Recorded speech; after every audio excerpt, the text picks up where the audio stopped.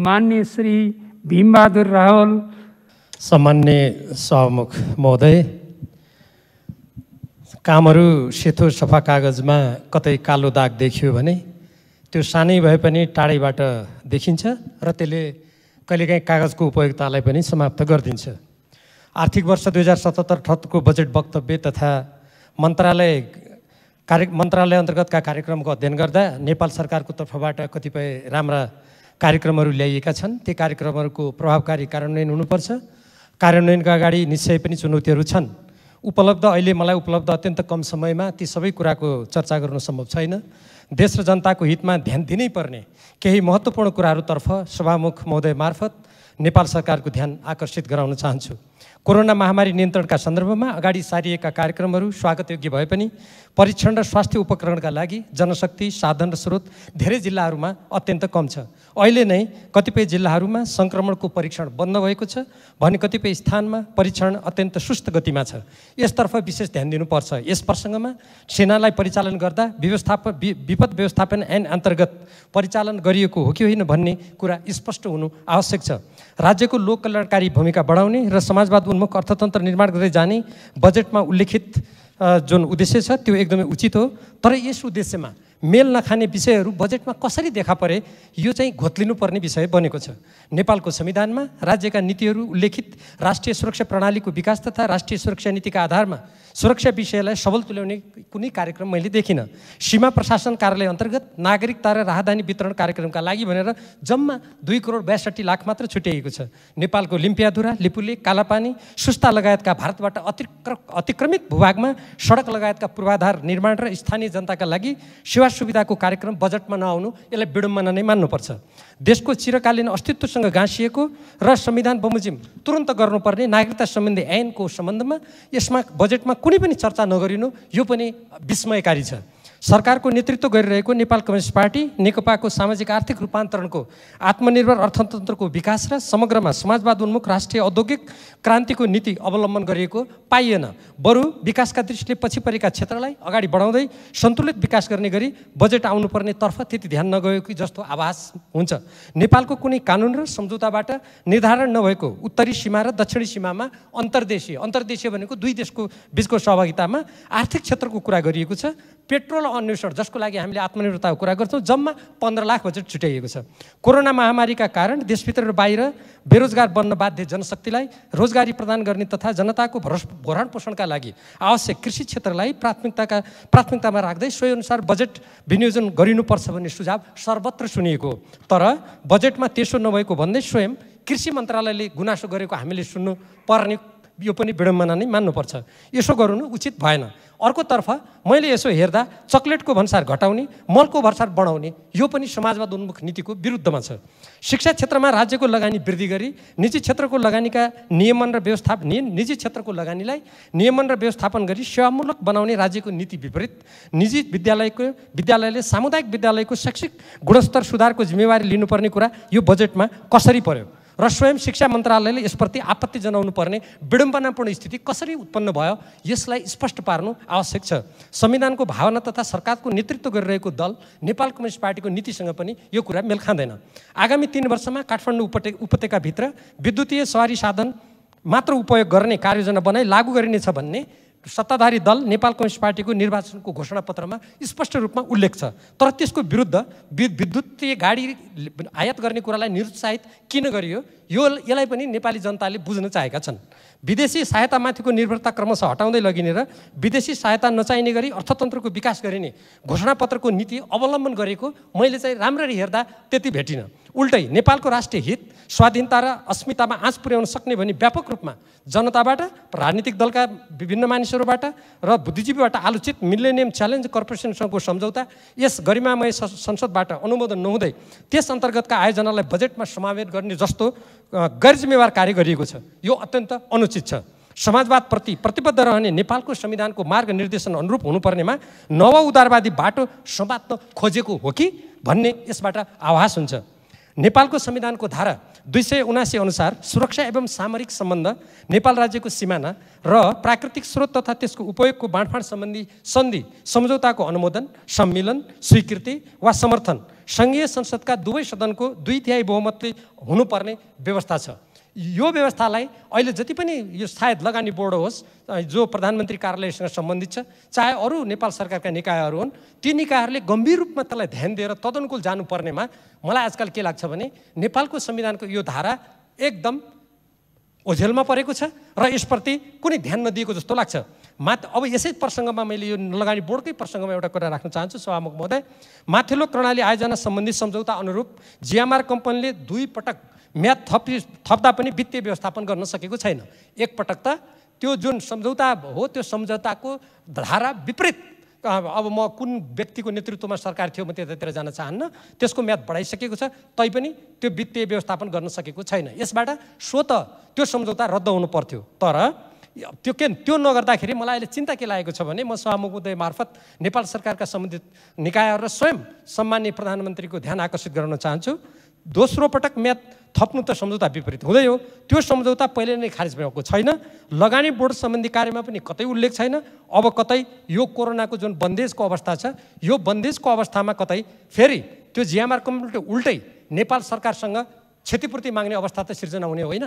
फेरि यो गरिमामय संसदमा नेपाली जनताका सामु हामीले हाम्रो राष्ट्रिय हितको सुरक्षाको लागि बोल्नुपर्ने अवस्था त आउँदैन भन्ने चिन्ता उत्पन्न भएको छ। समग्रतामा भन्ने हो भने हाम्रो जुन यो बजेट हो, जुन नीति कार्यक्रमबाट निर्देशित छ, यसको उद्देश्यको बारेमा मैले अघि नै भने यो सबै हाम्रो नेपालको संविधानको समाजवाद उन्मुख हाम्रो नीति र त्यसमा लोक कल्याणकारी राज्यका सिद्धान्तहरू स्वयं यो सरकार सञ्चालन गर्ने नेतृत्व गरिरहेको नेपाल कम्युनिस्ट पार्टी नेकपाका चुनावी घोषणापत्रमा आधारित भएर अगाडि बढ्नेछ भन्ने कुरा मैले कता पढेको थिएँ। तर मैले केही उदाहरणहरू त्यो नीतिको विपरीत मैले पाएँ। त्यसकारण अब बजेटको कार्यान्वयन गर्दाखेरि हाम्रो त्यो घोषित नीतिसँग मेल नखाने, हाम्रो राष्ट्रियता, स्वाधीनता, सार्वभौमसत्ता, अखण्डता, स्वाभिमान, देशको समृद्धि, आत्मनिर्भर अर्थतन्त्रसँग मेल नखाने कुराहरूलाई कार्यान्वयन गर्दाखेरि निसन्देह नै सरकारले ध्यान दिनेछ भन्ने मैले अपेक्षा गरेको छु।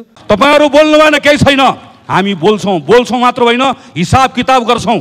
अर्थमन्त्रीजीको एउटा सानो स्वार्थको लागि हाम्रो जनस्वास्थ्यसँग खेलवाड गर्ने सम्माननीय राष्ट्रपतिलाई स्त्री 6 बनाउने रहर चाहिँ किन पलायो? राष्ट्रपति शैक्षिक सुधार कार्यक्रम भनेर राजाले जो बक्सिस मारेको जस्तो राष्ट्रपतिले खुट्टा टेकेको ठाउँमा मन लाग्दै गर्दा पैसा दिन पाउने कार्यक्रम संहिता विरोधी छ, संविधान विरोधी छ, व्यवस्था विरोधी छ। यस्तो कार्यक्रममा गएको वर्ष 5 अरब छुट्याएको ठाउँमा यो वर्ष बढाएर 6 अरब बनाउने यो सानो विषय होइन। यसमा जाल जेल छल कपट त छँदैछ, त्यसको पनि हिसाब किताब गर्छौँ। तर त्योभन्दा बाहेक अघि चर्चा भयो नेपाल कम्युनिस्ट पार्टी बोल्नु पर्दैन, घोषणापत्रमा लेखेको होइन, स्वास्थ्य मन्त्रालय बोल्नु पर्दैन, ऊर्जा मन्त्रालय बोल्नु पर्दैन। माननीय श्री गगन कुमार थापालाई आफ्नो खर्च कटौतीको प्रस्ताव प्रस्तुत गर्दै आजको लागि निर्धारित विनियोजित शीर्षकहरूमाथिको छलफलमा समेत भाग लिन समय दिन्छु। सम्माननीय सभामुख महोदय, प्रत्येक सङ्कटसँग अवसर जोडिएर आएको हुन्छ। कोभिड-19 को सङ्कटसँग स्वास्थ्य र शिक्षामा यस्तो अवसर जोडिएर आएको अनुमान लगाएका थियौँ। स्वास्थ्यले त निराश बनायो नै, शिक्षाले त्योभन्दा बढी निराश बनाएको छ। शिक्षा मन्त्रालयको तर्फबाट जस्तो बजेट कार्यक्रम प्रस्तुत भएको छ, वास्तवमा यसले सांसदहरूको टिप्पणीको योग्यता र हैसियत पनि राख्दैन। खर्च कटौतीको प्रस्तावमा धेरै बोल्ने मन पनि छैन, किनभने मान्य मन्त्रीजी आफै गनगन गर्दै हिँड्नुभएको छ अर्थमन्त्रीजीले मेरो कुरा सुनिदिनु भएन भनेर। हामीले मान्य मन्त्रीजीलाई भनेर के अर्थ? उहाँ आफै दुखी हुनुहुन्छ, आफै पीडित हुनुहुन्छ। तर अर्थमन्त्रीजीले श्रेष्ठता देखाउनु भयो, मलाई हेप्नु भयो भनेर भन्दै गर्दा सम्माननीय सभामुख महोदय मलाई के सोध्न मन लागेको छ भने माननीय शिक्षा मन्त्रीजीलाई सम्माननीय राष्ट्रपतिलाई स्त्री 6 बनाउने रहर चाहिँ किन पलायो? राष्ट्रपति शैक्षिक सुधार कार्यक्रम भनेर राजाले जो बक्सिस मारेको जस्तो राष्ट्रपतिले खुट्टा टेकेको ठाउँमा मन लाग्दै गर्दा पैसा दिन पाउने कार्यक्रम संहिता विरोधी छ, संविधान विरोधी छ, व्यवस्था विरोधी छ। यस्तो कार्यक्रममा गएको वर्ष 5 अरब छुट्याएको ठाउँमा यो वर्ष बढाएर 6 अरब बनाउने। अनि यो कार्यक्रम बनाउँदै गर्दा अहिले पछाडि भन्नु होला हाम्रो कार्यविधि हामीले पनि पढेका छौँ, कसरी बाँडिन्छ हामीलाई पनि थाहा छ। तर यो कार्यक्रम बनाउँदै गर्दा अलिकति याद आएन त्यो इडिसिडीमा बसेका सहजकर्ता, तलब नपाएर बसेका ती विद्यालयका कर्मचारीहरूको याद आएन? वा विश्वविद्यालयका आंशिक प्राध्यापक भोकै बसिरहेको याद आएन? 7000 विद्यालयमा 700 विद्यालयमा मात्र शिक्षकको दरबन्दी पुगेको छ। 57,000 शिक्षक शिक्षा मन्त्रालयको अध्ययनले भन्छ। तिनको बारेमा काम नगर्ने, तर एकजना शिक्षक राख्न नसकेको शिक्षक स्वयंसेवक कार्यक्रममा 1 अरब 50 करोडबाट बढाएर 2 अरब 23 करोड बनाउने, 2 अरब छात्रवृत्तिलाई के लक्ष्य हामीले प्राप्त गऱ्यौँ र यो पटक 3 अरबलाई घटाएर हामीले 2 अरब बनायौँ।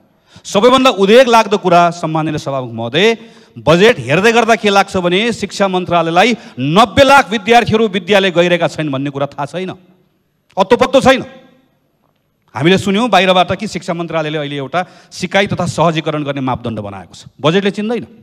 अनि एउटा ग्लोबल पार्टनरसिप फर एजुकेसन भन्ने छ, त्यसले केही पैसा दिएला भनेर कटौरो थापेर मागेर 90 लाख विद्यार्थीको यो वर्ष चल्छ। सम्माननीय सभामुख महोदय, एसई खारेज गरौँ, केही बोल्ड डिसिजन गरौँ र यो वर्षभरिको विद्यार्थीको व्यवस्थापन गरौँ भनेर लगातार मन्त्रीजीलाई भन्दै गर्दा यही हो बजेट, यही हो कार्यक्रम। त्यसैले यसले हामीलाई थप निराश बनाएको छ। सम्माननीय सभामुख महोदय, ऊर्जा मन्त्रीजीले आफ्नो कार्यक्रममा भन्नुभयो निजी स्तरका जलविद्युत आयोजना बनाउनेहरूलाई म प्रवर्तन गर्छु। प्रशासनिक झन्झट अन्तर्मन्त्रालय समन्वयको सबै समस्या मलाई राम्रोसँग थाहा छ। हिजो हामीले गरेका घोषणाहरूको बाचाहरू पुरा गरेनौँ, हिजो दिन्छु भनेको छुट सहुलियत दिएनौँ, यो पनि थाहा छ। तर हुँदा यो वर्ष पेनस्टक पाइप र स्टिल पातामा 1% भन्सार भएको ठाउँमा हामीले बढाएर 5% भन्सार 13% भ्याट पुऱ्याएर अब निजी क्षेत्रका जलविद्युत आयोजना बनाउनेहरू त्यसबाट लाभान्वित हुन्छन्, झन् उत्साहित भएर आउँछन्। ऊर्जा मन्त्री भन्नुहुन्छ विद्युत उपभोग वृद्धि गर्नका लागि विद्युतीय सवारी साधनमा सहुलियत दिइनेछ। मान्य देवेन्द्रराज कडेलले आज विस्तृत रूपमा भन्नुभएको छ। उहाँले बोलिरहँदै गर्दा म सम्झिरहेको छु, यस सदनमा मैले र अरू साथीहरू मिलेर दर्ता गराएको सङ्कल्प प्रस्ताव जसमा हामीले 2030 सम्म नेपाललाई र 2027 सनसम्म काठमाडौँलाई विद्युतीय सवारीको सहर बनाउने भनेर हामीले भनेको सङ्कल्प प्रस्ताव सम्झन्छु। सम्माननीय प्रधानमन्त्री प्रचण्ड रहँदै गर्दाखेरिको क्याबिनेटबाट स्वास्थ्य मन्त्रालयले पारित गरेको त्यो सम्झन्छु कि नेपालमा वायु प्रदूषणको एउटा महत्त्वपूर्ण कारण भनेको यहाँको गाडी हो, फोसिल फ्युल हो। यसका निम्ति हामी त्यो ठाउँमा जानै पर्छ र जनस्वास्थ्यको विषय हो भनेर भनेको सम्झन्छु। त्यो मात्र होइन, हिजो भारतले नाकाबन्दी लगाउँदै गर्दाखेरि संसदले पारित गरेको कि राष्ट्रिय ऊर्जा नीति, नेसनल एनर्जी सेक्युरिटी, ऊर्जा सुरक्षा राष्ट्रिय सुरक्षाको सबभन्दा महत्त्वपूर्ण कुरा हो। त्यस कारणले गर्दा नेपालले भारत वा अरू कुनै पनि देशको ऊर्जामा निर्भरता घटाउनका लागि जलविद्युतमा जानुपर्छ र अरू वैकल्पिक ऊर्जाहरूमा जानुपर्छ भनेर भनेको सम्झन्छु। स्टेट्सम्यानले जेनेरेसन हेर्छ, पोलिटिसियनले इलेक्सन हेर्छ, मुन्सीले खातापाता मात्र हेर्छ। त्यसैले त्यति परको किन हेर्नु भएन, म त्यतातिर मलाई धेरै चिन्ता होइन। तर यहाँ त मुन्सीको हिसाब पनि मिलेन। सम्माननीय सभामुख महोदय, अर्थमन्त्रीजीले भन्नुभयो कि करिब 1.5 अरब रुपियाँ बाहिर गएको छ, त्यो पैसालाई रोक्नका निम्ति मैले गरेको। म सम्झाउन चाहन्छु, म ऊर्जा मन्त्रीजीलाई आग्रह गर्न चाहन्छु, एकपल्ट गएर हेरिदिनुहोस्। गएको वर्ष यहाँ चक्लेटको कुरा आयो, चक्लेटमा त आफ्नो त्यहाँभित्रको स्वार्थ छ। चक्लेट मात्र होइन, फ्रोजन आलु, हामीले खाने आलु होइन, फ्रेन्च फ्राइज बनाएर रेस्टुरेन्टमा बिक्ने आलु, घरमा लिएर जाने आलुमा मात्र। सम्माननीय सभामुख महोदय, गाडीको भन्दा बढी पैसा त आलुमा गएको छ, खजुरमा गएको छ। हामी त्यो देखाएर यहाँभित्र बल्ल बल्ल स्वच्छ एनर्जी जुन आउन लागेको छ यसलाई रोक्ने दुष्प्रयास गर्ने। पेट्रोल डिजेलमा अहिले हाम्रो गाडीका निम्ति गएको पैसाले 6 दिनको पेट्रोल डिजेल पनि पुग्दैन। पेट्रोल डिजेल घटाउनेतिर नलाग्ने। 2000 सीसी भन्दा बढी कतिको गाडी जान्छ, मैले सकाएँ सम्माननीय सभामुख महोदय, कतिको गाडी जान्छ डिजेल पेट्रोल चल्ने गाडी, पेट्रोलबाट चल्ने गाडी, र त्यो प्रायः सबै गाडी सरकारी अधिकारीले चढ्ने गाडीहरू मगाइएको छ। त्यहाँ हामीले हेर्नु पर्दैन। त्यसैले सम्माननीय सभामुख महोदय, म मेरो भनाइहरू टुङ्गाउने क्रममा राख्न चाहन्छु, यो सानो विषय होइन, यसमा जाल झेल छल कपट त छँदैछ, त्यसको पनि हिसाब किताब गर्छौँ। तर त्योभन्दा बाहेक अघि चर्चा भयो, नेपाल कम्युनिस्ट पार्टी बोल्नु पर्दैन, घोषणापत्रमा लेखेको होइन, स्वास्थ्य मन्त्रालय बोल्नु पर्दैन, ऊर्जा मन्त्रालय बोल्नु पर्दैन, तपाईँहरू बोल्नु भएन, केही छैन। हामी बोल्छौँ मात्र होइन, हिसाब किताब गर्छौँ।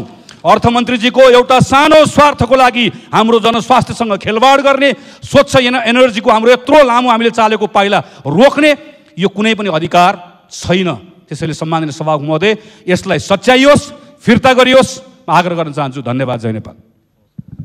राष्ट्रपतिज्यू, राम्रो गर्न नसके मुख बन्द गर्नु। मन्त्रीज्यूहरूलाई त्यही भन्नुपर्ने दिन आउँदैछ। भारतीय प्रभावमा आएको बजेट देखिन्छ यो, र ठुला बडाहरू सबै भारतीय प्रभावमा राख्ने काम भइरहेको छ। र प्रधानमन्त्री कार्यालय, शीतल निवास र सिंहदरबारलाई ठगको घेराबाट मुक्त गर्नु पर्यो।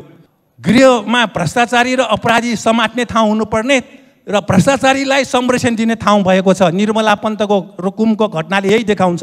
असंलग्न परराष्ट्र नीति भनेको एमसीसी ल्याउने होइन। पञ्चायतका जाली फटाहरू नेपाली कङ्ग्रेस, एमाले, माओवादी मधेसबारीमा प्रवेश गरेकोले मन्त्रीहरू बदनाम हुनु पर्यो भन्ने आएको छ। यस विषय विचार गर्नुहोला।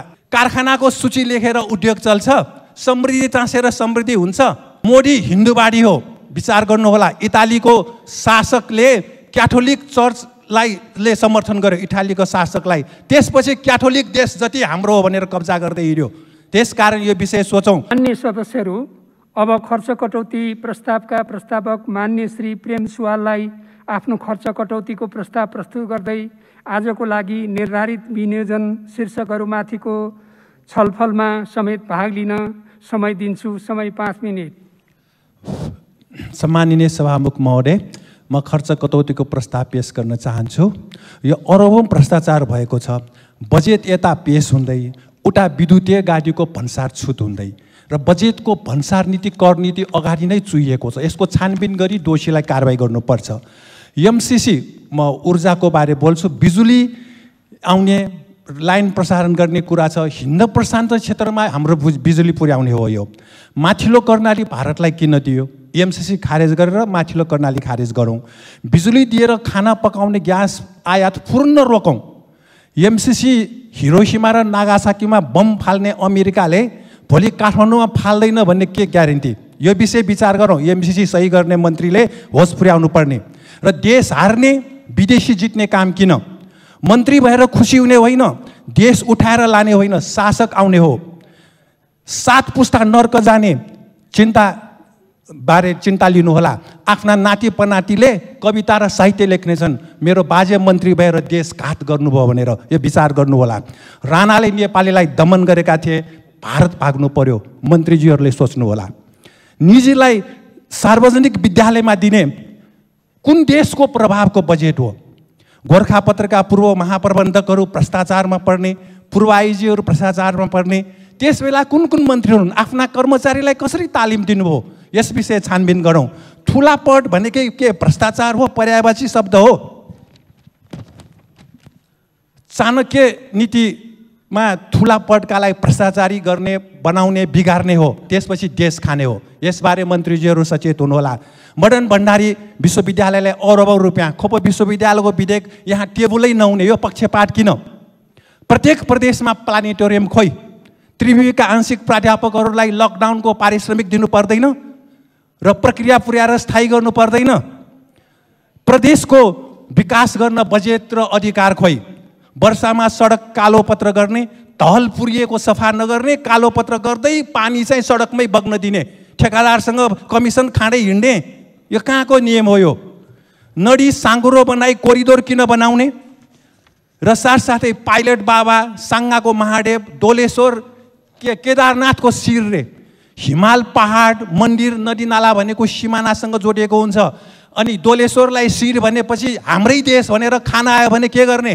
यो विषय विचार गर्नु पर्दैन? यो कुन सरकारको पालामा पाइलट बाबामा त्यो नचाहिने ठाउँमा बाटो बन्यो? यसको स्पष्टीकरण दिनु आवश्यक छ। मोदी हिन्दूवादी हो, विचार गर्नुहोला। इटालीको शासकले क्याथोलिक चर्चलाई समर्थन गर्यो, इटालीको शासकलाई। त्यसपछि क्याथोलिक देश जति हाम्रो हो भनेर कब्जा गर्दै हिँड्यो।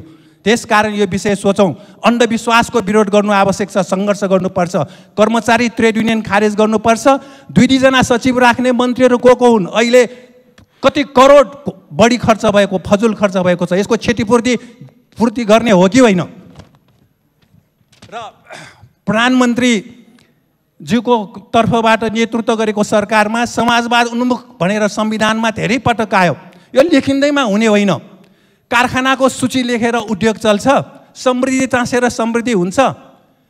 र साथसाथै यो भारतीय प्रभावमा आएको बजेट देखिन्छ। यो र ठुला बडाहरू सबै भारतीय प्रभावमा राख्ने काम भइरहेको छ। र प्रधानमन्त्री कार्यालय, शीतल निवास र सिंहदरबारलाई ठगको घेराबाट मुक्त गर्नु पर्यो। ठग पार्टी कार्यकर्ता भएसम्म देश अगाडि बढ्दैन। मन्त्रालय निवासमा र प्रधानमन्त्री निवासमा पार्टी कार्यकर्ताको नाउँमा ठगको जुन घुइँचो छ त्यसलाई रोक्नुपर्छ र पार्टी कार्यकर्तालाई पार्टी कार्यालयमा भेट्ने हो। कर्मचारीलाई पार्टी सदस्य बनाउने होइन।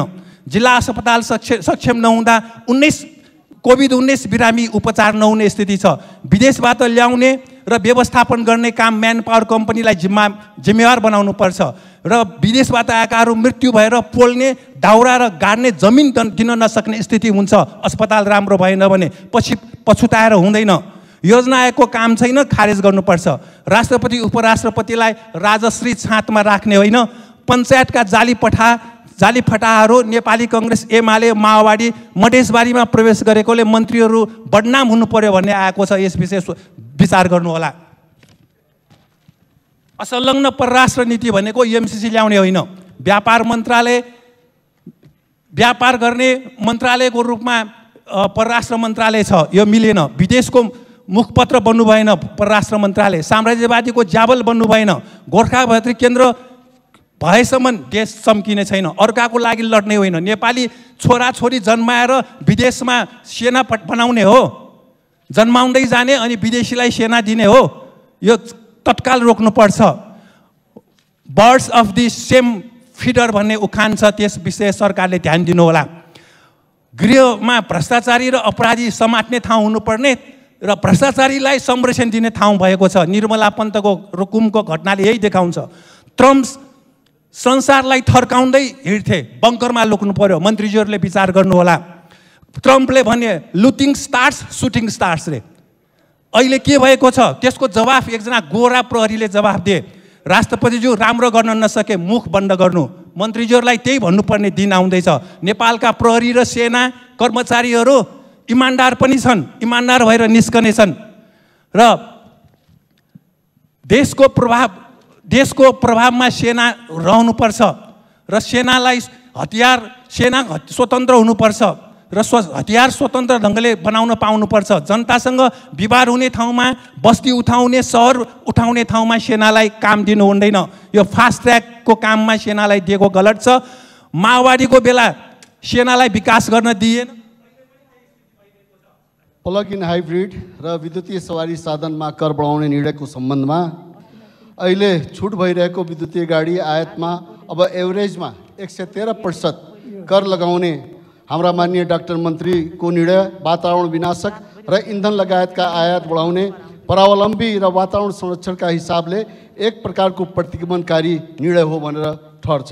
किनभने नेकपाको चुनावी घोषणापत्रमा आगामी 3 वर्षमा काठमाडौँ उपत्यकाभित्र विद्युतीय सवारी साधन मात्र उपयोग गर्ने कार्ययोजना लागू गरिनेछ उल्लेख गरी भोट मागियो र 2 वर्ष अघि साझा यातायातले काठमाडौँमा सुरु गरेको विद्युतीय सवारी उद्घाटन गर्दै सम्माननीय प्रधानमन्त्री केपी ओलीज्यूले सन् 2020 भित्र नेपालका कुल सवारी मध्ये 20% विद्युतीय हुने घोषणा गर्नुभयो। हाल बढाइएको करले सत्तारूढ पार्टीको जनताप्रति एकाउन्टेबिलिटी नभएको र मतदाताप्रति बेइमानी र भोटको लागि भाषण एकातिर काम त्यसको ठिक विपरीत भएकाले यो राजनीतिक बेइमानी भएको ठहर्छ।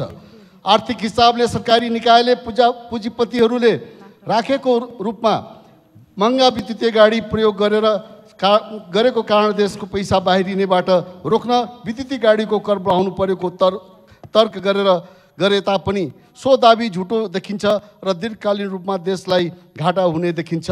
दीर्घकालीन रूपमा सोच्ने हो भने विद्युतीय गाडीको कर बढाउँदा पेट्रोलको आयात बढ्ने र छोटो समयमा करबाट आम्दानी बढेको देखिए तापनि देशमा उत्पादित विद्युतको खपत कम हुने र पेट्रोलियम पदार्थको आयात बढ्छ। गत आर्थिक वर्ष मात्रै नेपालले कुल निर्यात 97 अर्बको मात गरेको तर ईंधन आयात 2 खरब 15 अर्ब बाहिरिएको थियो। मतलब निर्यात भन्दा 2.2 गुणा बढी।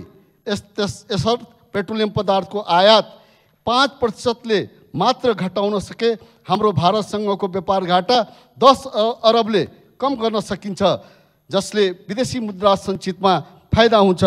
विश्वव्यापी रूपमा गरिएका अनुसन्धानले इलेक्ट्रिक भेहिकलको रनिङ कस्ट पेट्रोलियम पदार्थबाट चल्ने गाडी भन्दा आधा हुने भएको हुनाले दीर्घकालीन रूपमा फाइदाजनक हुने देखिएको छ। त्यसर्थ विद्युतीय सवारी खरिद गर्दा एक पटक मात्र रकम बाहिरिन्छ भने यही गतिमा पेट्रोल डिजलबाट चल्ने सवारीको प्रमोट गर्ने र विद्युतीय कर बढाएर निषेध गर्ने हो भने सवारी र पेट्रोलियम दुवैका लागि प्रत्येक वर्ष खरबौँ रकम बाहिरिने पक्का छ। प्रत्येक वर्ष विद्युत उत्पादन बढिरहेको अवस्थामा विद्युतीय सवारीलाई निषेध गर्नु भनेको देशमा उत्पादन भएको विद्युतको सही उपभोग गर्ने योजना बनाउनुबाट चुक्नु पनि हो। अन्तर्राष्ट्रिय नीति सम्झौता विपरीत संसारले मानेको UN को SDG गोल्समा नेपालको तर्फबाट राष्ट्रिय योजना आयोगले सन् 2017 को बेसलाइन रिपोर्टमा हाल सवारी साधन लगायतबाट उत्सर्जन भएको कार्बनलाई आधा गर्ने कमिटमेन्ट गरेको र यो घोषणा त्यसको विपरीत रहेको छ।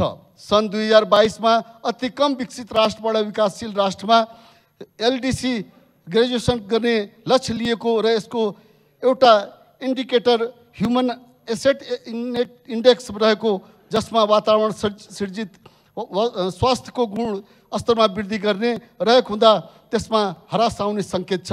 वर्ल्ड ब्याङ्कसँग सीआरपीमा हस्ताक्षर गरेर कार्बन उत्सर्जन घटाए बापत हरेक वर्ष करोडौँ रकम क्लेम गर्ने सुविधा रहेकोमा सो गुमाउने सङ्केत छ। विभिन्न वातावरणीय सम्मेलनहरूमा नेपालले सन् 2020बाट CO2 इमिसनलाई सन् 2020 मा जति छ आगामी वर्षहरूमा उति नै राख्ने गरेको प्रतिबद्धता गरेको। तर वातावरणीय हिसाबले अहिले वर्ल्डोमिटर्सको अनुसार नेपाली प्रति व्यक्ति CO2 इमिसन 0.29 टन रहेको र यो प्रत्येक वर्ष 9.1% दरले बढिरहेको छ। यसका लागि पनि विद्युतीय सवारीलाई प्रमोट गर्न जरुरी देखिन्छ, तर कर वृद्धिले यो कुरो सम्भव छैन। 180 देशमध्ये नेपाल EPI-मा 177औं पोल्युसनमा छ। यसको प्रमुख कारण पुअर एयर क्वालिटी रहेको छ, जसको प्रत्यक्ष सम्बन्ध इन्धनबाट चल्ने गाडी हो। यसले विश्वभरि नकारात्मक सन्देश जाने देखिन्छ। जर्मनीमा विद्युतीय सवारी साधन खरिदमा 6000 युरोसम्म अनुदान दिन्छ र यो सुविधा युरोपका सम्पूर्ण सरकारले दिएका छन्। भारतमा समेत 2030 मा पेट्रोलियम पदार्थबाट चल्ने सवारी साधन विस्थापित गर्ने नीति बनाएको छ। त्यसर्थ आज नेपालमा आर्थिक प्रलोभन र भ्रष्टाचारले जरो गाडिसकेको अवस्थामा आफ्नो स्वार्थको लागि देशको अर्थनीति तय गर्ने जिम्मेवारी निकायबाट नै अति गोप्य बजेट आउने केही दिन अघि सूचना बेचेर रातारात 120 विद्युतीय सवारी पैठारी गरियो। सम्माननीय राष्ट्रपति, सम्माननीय प्रधानमन्त्री र प्रदेश 3 को सरकार समेतको विद्युतीय सवारीप्रति देखाएको प्रतिबद्धता डाक्टर मन्त्रीले यो नेपाल सरकार जनताको सरकार नभई यो डाक्टरको सरकार नै भनी आफ्नो नेताहरूको बोल्ती बन्द गरिदिएको तापनि कुनै पनि हालतमा विद्युतीय सवारीमा गरिएको अनुसार वृद्धि अवलम्बन फिर्ता लिनुपर्छ। सम्मानित सभामुखज्यू, म अन्तमा फेरि दोहोऱ्याउन चाहन्छु, जुन किसिमको नीति अवलम्बन गरियो, जुन किसिमले अहिले विद्युतीय गाडीहरू चाहे प्लग इन हाइब्रिड होस् चाहे विद्युतीय सवारी होस्, जसरी यसमा चाहिने कर वृद्धि गरिएछ, यसले गर्दाखेरि ठुलो रकम भारततिर जाने कल्पना गर्नुहोस्। भोलिको दिनमा डिजल मट्टीतेलिया पेट्रोल भारतले पैठारी बन्द गरिदिएको खण्डमा हाम्रा सारा उद्योगहरू सवारी साधनहरू ठप हुन्छन्। त्यसकारण हामी आफ्नै खुट्टामा उभिनलाई हाम्रै जलबाट उत्पादित विद्युतबाट चल्ने विद्युतीय गाडीलाई यदि प्रमोट गरिएन भने हाम्रो लागि भविष्यमा दुर्भाग्य हुन्छ र हामी पोल्युसन आज चकलेटमा 10% छुट गरेर विदेशबाट 5 अरबको चकलेट ल्याइन्छ र 10% डिस्काउन्ट गरेर त्यसमा चाहिँ भन्सार घटाएर 50 करोडको घाटा गराइन्छ। त्यसकारण चाहिँ मेरो आग्रह के छ भने आज विद्युतीय आधारित स्रोत साधनलाई बढावा दिउँ, यही भन्दै मेरो पुनः आग्रह छ यो सरकारलाई सम्पूर्ण हाम्रा प्रतिपक्षका साथीहरू र सत्तापक्षका मानिसहरूले पनि यो कुरोलाई उठाइराखेका छन्। त्यसकारण यो कुरोलाई अर्थमन्त्रीले यसलाई फिर्ता लिनुपर्छ भन्ने मेरो आग्रह छ भन्दै आफ्ना भनाइहरू राख्दै टुङ्ग्याउँछु। धन्यवाद। माननीय श्री चन्दा चौधरी, समय 3 मिनट। सम्मानीय सभामुख महोदय, मैं आपसे आग्रह करना चाहती हूँ कि 19 गते के एक माननीय जी ने जो विषय वस्तु आपत्तिजनक कुछ शब्द रखी उसको मान्य सदस्य त्यो विषयमा मैले रुलिङ गरिसकेको छु। के रिकॉर्ड से हटाया जाए, त्यो विषयमा रिकॉर्ड से हटाया जाए, विवरण म लिएर त्यसमा कार्यव्यवस्था परामर्श समितिमा छलफल गर्छु। त्यो विषयमा तपाईं नजानु होला। ठीक है सम्मानीय सभामुख महोदय, त्यो विषयमा मैले रुलिङ गरिसकेको छु। म सबै विवरण लिएर छान्ने धन्यवाद, लेकिन मैं कुछ और बात रखना चाहती हूँ। परामर्श समितिमा राख्छु, त्यो विषयमा तपाईं प्रवेश नगर्नु होला। मैं कुछ और बात रखना चाहती हूँ कि हम लोग वंशज नागरिक है, जो वंशज नागरिक भी आज से नहीं, इस नेपाल में 2048 साल से स्वर्गीय आदरणीय गजेंद्र नारायण सिंह जी से लेके माननीय हृदय त्रिपाठी जी से लेके राजेंद्र महतो जी, सरिता गिरी या अनिल झा जी, संपूर्ण लोग हिंदी बोलते आ रहे हैं। आज मैं हिंदी बोल रही हूँ इसलिए क्योंकि हिंदी बोलने से सारे लोग भारतीय और हुआ कि भारत के बेटी चेली जो इस संसद में दादागिरी कर रही है, तो मुझे लगता है हमारा माननीय सदस्य मैले भनिसकेको छु त्यो विषय नदोहोर्याउनु होला और हमारा कानून कैसा है, भारत के बेटी थोड़ी यहाँ बैठ सकती है। मलाई भन्नुभएको छ, त्यसकारण त्यो सरिता विषय गिरी जी या भारत के बेटी मैले कई बार लाइन काट्नु पर्ने हुन सक्छ, माननीय और मंत्री बन चुकी है। जानु इसलिए त्यो मेरी विषयमा आग्रह नजानु है होला। कि वैसे खून खौलने वाले को आप लोग अपना सचेत कराए। सम्मानीय सभामुख जी, मैं कहना चाहती हूँ कि हर एक विषय पर एक ही बार इतना आक्रोश नहीं होना चाहिए। संसद का एक नियम है, सिस्टम है, मुझे पता नहीं है, मैं अपने सचेतक जी से बात की, अभी तक रिकॉर्ड से नहीं हटाया गया है, इसलिए मैं आग्रह करना चाहती हूँ और आपने रूलिंग कर चुके हैं, इसके लिए बहुत बहुत धन्यवाद देना चाहती हूँ। और आगे से संसद में जो सिस्टम है, जैसे कि नियमावली है संसद संचालन के लिए, उसमें ही लिखा गया है कि जो जिस भाषा में कंफर्टेबल है वो बोल सकते हैं। हम लोग हिंदी में ही शपथ ग्रहण लिए, तो उसमें माननीय जी लोग को कोई आपत्ति नहीं हुआ, उस टाइम कोई आपत्ति नहीं है। संविधान में है कि हमारे देश में नेपाल भारत संबंध और नेपाल भारत शादी विवाह सब हो सकता है, हो रहा है। और मैं माननीय जी को आपके मार्फत आग्रह करना चाहती हूँ कि किसी भी भाषा, भेष, संस्कृति या राष्ट्रीयता या मधेश का इतिहास, ये सभी पर मैं उनसे घंटों टॉक करना चाहती हूँ। सत्य तथ्य के आधार पर, सारा चीज़ के आधार पर और लॉजिकल टॉक करना चाहती हूँ, न कि हवा में और स्वास्थ्य लोकप्रियता के लिए लूज टॉक न करे, मेरा ये आग्रह है। और जो स्पीच है उसको आपने कहा मैं हटा रहा हूँ, इसके लिए मैं बहुत बहुत धन्यवाद देना चाहती हूँ। धन्यवाद।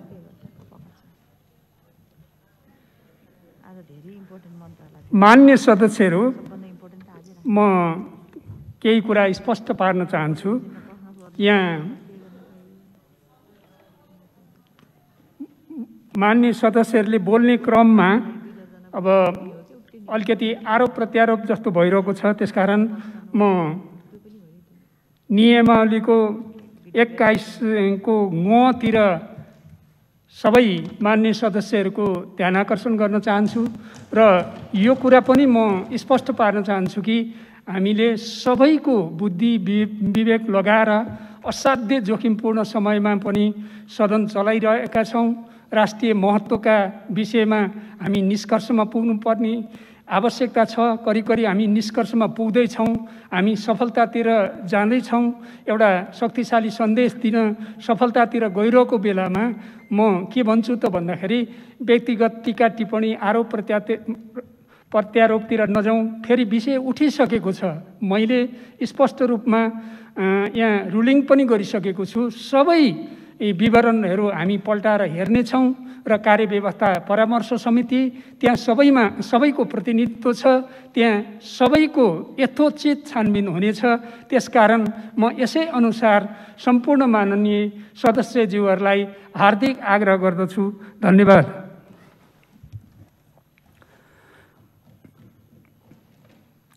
सम्माननीय प्रधानमन्त्रीको तर्फबाट माननीय उप प्रधानमन्त्री एवं रक्षा मन्त्री श्री ईश्वर पोखरेललाई राष्ट्रिय सुरक्षा परिषदको वार्षिक प्रतिवेदन 2075-76 पेश गर्न अनुमति दिन्छु।